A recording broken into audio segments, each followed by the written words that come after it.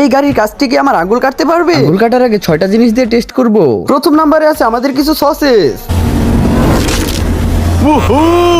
2 টুকরা হয়ে গেছে। 2 নাম্বারে আছে কেক। আমার এত দামি গাড়ি, সব জায়গায় কেক লেগে গেছে। 3 নাম্বারে আছে কলা। কলা তো পুরো মাখনের মতো কেটে গেল, একদম ভর্তা হয়ে গেছে। 4 নাম্বারে আছে শসা।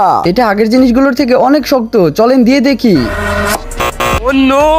ও মাই গড, এটাই যদি অর্ধেক হয়ে যায় তাহলে আমার আঙ্গুলের কি হবে? 5 নাম্বারে আছে বেগুন। এটা শক্ত এবং মোটা।